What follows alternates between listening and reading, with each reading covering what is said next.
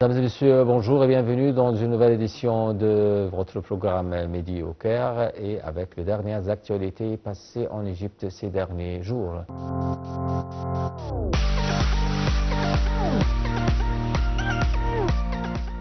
Et on commence avec cette nouvelle.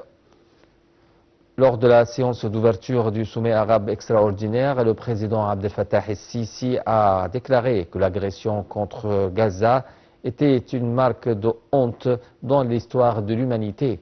ajoutant que la guerre israélienne visait à vider la bande de Gaza de sa population. Le président el-Sisi a ajouté que l'Égypte refuse le déplacement des Palestiniens et ne peut prendre part à un tel acte injuste. Plus de détails dans ce commentaire. Lors de la séance d'ouverture du sommet arabe extraordinaire, le président Abdel Fattah el-Sisi a déclaré que l'agression contre Gaza était une marque de honte dans l'histoire de l'humanité, ajoutant que la guerre israélienne visait à vider la bande de Gaza de sa population. La mémoire de l'humanité s'arrêtera longtemps devant l'absence de justice à Gaza, a-t-il déclaré. Le chef de l'État a souligné que l'Égypte refusait le déplacement des Palestiniens et ne peut prendre part à un tel acte injuste.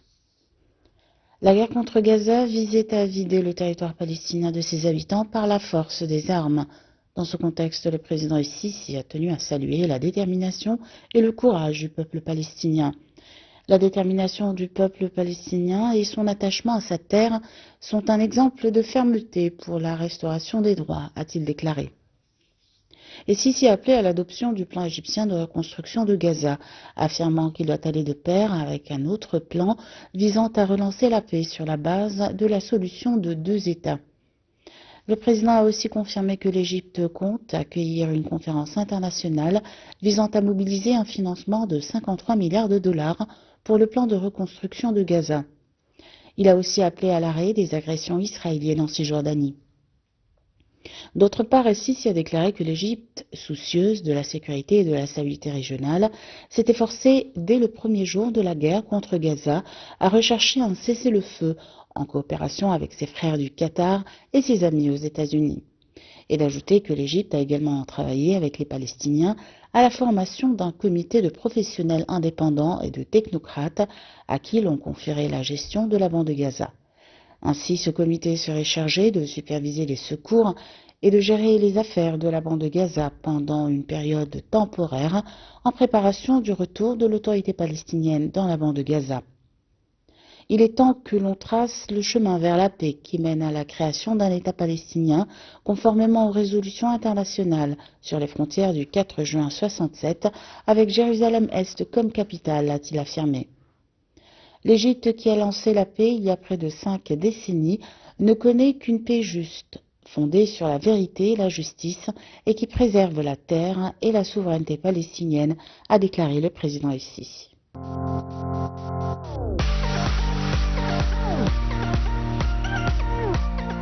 Le président Abdel Fattah el-Sisi a rencontré le président du Conseil européen, M. Antonio Costa, en marge du sommet extraordinaire arabe tenu dans la nouvelle capitale administrative. Le porte-parole officiel de la présidence a déclaré que la réunion a été marquée par l'accent mis sur la profondeur des relations entre l'Égypte et l'Union européenne et la volonté des deux parties de les renforcer dans tous les domaines, notamment économiques et d'investissement, conformément à l'accord du partenariat stratégique global signé. Le président Abdel Fattah el-Sisi a rencontré Antonio Costa, président du Conseil européen, et cela en marge du sommet arabe extraordinaire qui s'est tenu dans la nouvelle capitale administrative. Le porte-parole officiel de la présidence de la République a déclaré que la réunion a été marquée par l'accent mis sur la profondeur des relations entre l'Égypte et l'Union européenne et la volonté des deux parties de les renforcer dans tous les domaines, notamment économiques et d'investissement, conformément à l'accord de partenariat stratégique global et à ses 6 axes. La réunion a également abordé la question de l'immigration clandestine. Le responsable européen a exprimé son appréciation pour les grands efforts déployés par l'Égypte à cet égard et son succès à empêcher le départ de bateaux transportant des immigrants illégaux des côtes égyptiennes depuis 2016, à un moment où l'Égypte accueille plus de 9 millions d'étrangers à la suite de diverses crises, ce qui nécessite d'apporter tout le soutien nécessaire à l'Égypte selon lui. Le porte-parole officiel de la présidence a expliqué que la réunion a porté sur les développements dans la région du Moyen-Orient.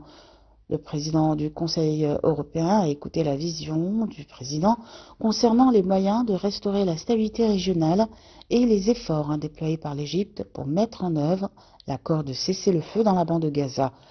Le président du Conseil européen a souligné l'appréciation des pays de l'Union européenne pour le rôle joué par l'Égypte dans la recherche de la pleine mise en œuvre de l'accord.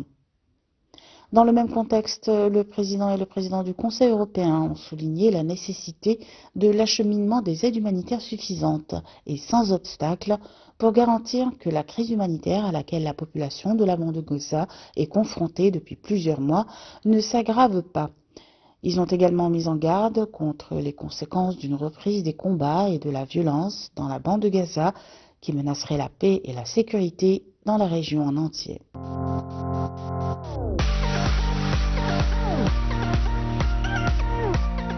Toujours en marge du sommet extraordinaire arabe tenu dans la nouvelle capitale administrative, le président Abdel Fattah el-Sisi a rencontré le président libanais Joseph Aoun. Le chef de l'État a réitéré l'engagement indéfectible de l'Égypte à soutenir le Liban, saluant les efforts du président Aoun en faveur de la stabilité et de la sécurité du peuple libanais. Au cours de cette entrevue, le renforcement de la coopération bilatérale a été au cœur des discussions, en particulier dans le domaine économique. Le président el-Sisi a affirmé la disponibilité des entreprises égyptiennes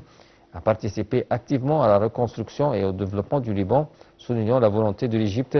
d'apporter toute l'assistance nécessaire pour renforcer les institutions de l'État libanais. Toujours en marge du sommet extraordinaire, le président el-Sisi a rencontré le président du Conseil de leadership présidentiel yéménite, Dr Rachad al-Alimi. Selon le porte-parole de la présidence égyptienne, cette rencontre a réaffirmé le soutien constant de l'Égypte à l'unité, à l'indépendance et à l'intégrité territoriale du Yémen. Le chef de l'État a également souligné l'indépendance entre la stabilité du Yémen, la sécurité nationale de l'Égypte et celle de l'ensemble de la région arabe et de la mer Rouge.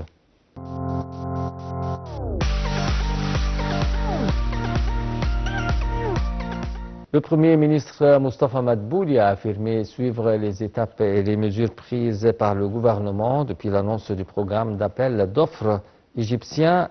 EPO, partant de la conviction totale de l'importance de pérenniser ces programmes nationaux pour atteindre les objectifs de l'État. Le Premier ministre a tenu ces propos lors d'une réunion avec un nombre de ministres, le président exécutif de l'organisme général pour l'investissement et les zones franches et des responsables des ministres et des partis concernés. Dr Madbouli a fait état des efforts déployés par le gouvernement à travers une coopération et une coordination continue avec un certain nombre d'institutions spécialisées dans ce domaine afin d'obtenir le soutien technique nécessaire pour améliorer le niveau d'efficacité des entreprises publiques et accroître leur niveau d'engagement envers les normes de transparence et de gouvernance de manière à garantir la neutralité concurrentielle dans le but de maximiser le rendement des actifs appartenant à l'État.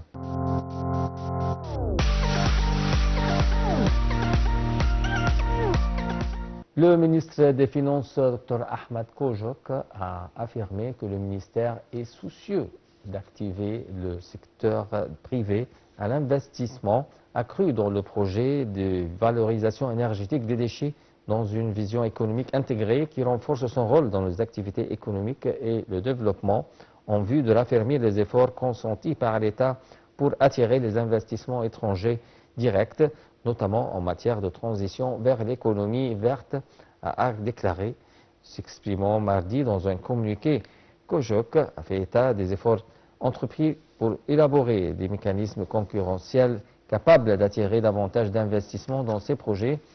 tant que la participation constante du secteur privé qu'à la loi régissant les contrats publics afin de promouvoir les efforts du gouvernement visant à produire de l'électricité à partir des déchets et d'exploiter les ressources du gaz naturel au profit des projets à forte valeur ajoutée. Et de noter la coordination totale entre le ministère des Finances et de l'Environnement en la matière pour tirer le maximum profit de ces projets et mettre en place les priorités et les mécanismes de leur mise en œuvre, ainsi que les ressources financières nécessaires pour les organes administratifs.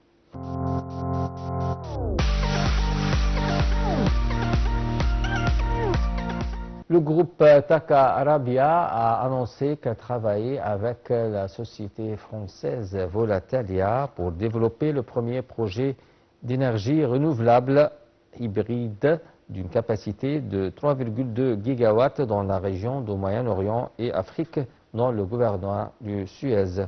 Et le projet comprend l'extension de la centrale éolienne de Zarfarana pour atteindre 2,1 gigawatts d'énergie solaire en plus de 1,1 gigawatt d'énergie éolienne, tout en mettant en œuvre les études environnementales techniques nécessaires pour garantir le plus haut niveau d'efficacité et de durabilité.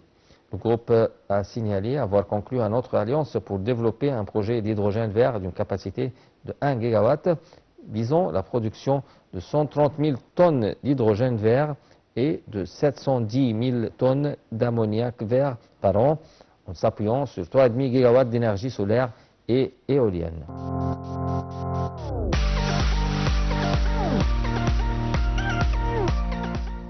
Le vice-premier ministre au développement industriel et ministre de l'Industrie et du Transport, Dr Kamel El-Wazir, a examiné mardi avec le ministre de l'Agriculture et de la réhabilitation du sol, Ala Farouk, les moyens de maximiser les importants avantages procurés par la ligne Roro pour transporter des récoltes agricoles, des légumes hautement périssables et des produits égyptiens vers l'Italie et de là vers l'Europe et vice-versa à l'aide des camions réfrigérés et secs, affrontant un communiqué publié par le ministère du Transport. Cette rencontre, souligne le communiqué, s'inscrit dans le cadre de la grande attention apportée par le gouvernement égyptien à la promotion des exportations vers les pays européens pour soutenir l'économie nationale. Les deux ministres ont affirmé lors de l'entrevue la nécessité de conjuguer les efforts de toutes les parties concernées, qu'il s'agisse des fédérations d'industrie, des chambres de commerce, des dirigeants, des conseils égyptiens, des exportations et de tous les exportateurs pour bénéficier des avantages de l'exportation via la ligne Roro qui constitue un corridor vert entre l'Égypte et l'Italie, contribuant à réduire les coûts d'expédition et les délais d'arrivée des marchandises et à renforcer la capacité de l'Égypte à devenir une région logistique centrale entre l'Europe et l'Afrique.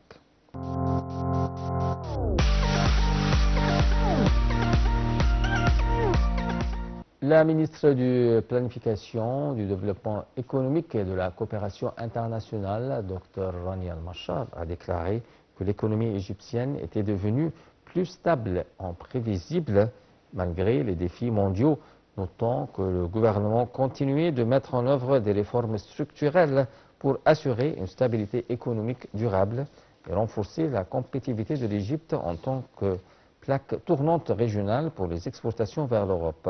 L'État disposait d'une base industrielle qui comprend de nombreux produits de première nécessité tels que le ciment, le fer, les plastiques et les aliments transformés qui soutiennent les chaînes de valeur manufacturière, a dit Mme Machot lors d'une interview accordée au journaliste Richard Kess sur la chaîne CNN dans le cadre des épisodes de Marketplace Middle East.